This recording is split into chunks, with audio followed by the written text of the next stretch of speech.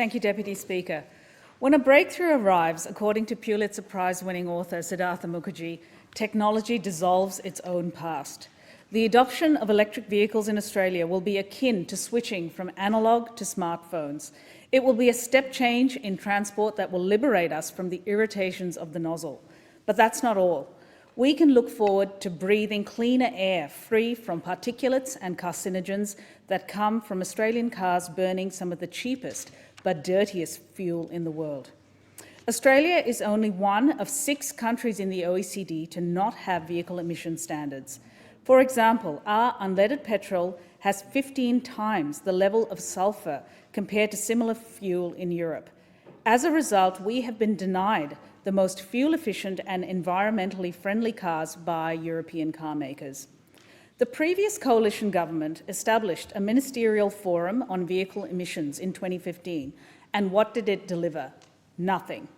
As a result, Australians fell further behind in the electric vehicle race and are now in the pincer grip of high fuel prices and cost of living pressures.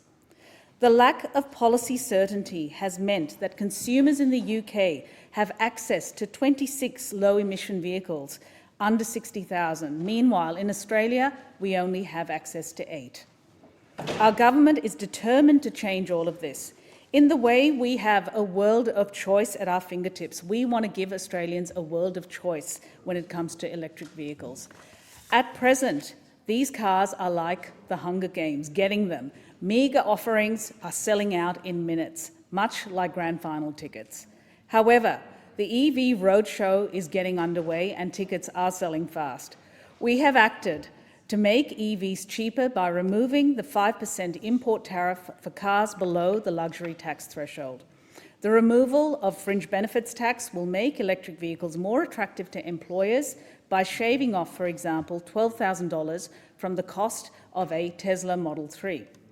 We have also committed $500 million to establishing a national EV charging network with charge points every 150 kilometres. In Higgins, we have 7 public EV charge points. It's an embarrassment, but it's going to change. We will create a national hydrogen fuelling network and flip the Commonwealth fleet, aiming for 75% low-emission vehicles on new leases by 2025. This will have the ancillary benefit of boosting the second-hand car market once these leases expire. Improving our fuel standards is also on our radar. It is entirely conceivable that the young Aussie kids of today will learn to drive on EVs. Lucky them. But it's commitments that we make today, not luck, that will actually make this a reality.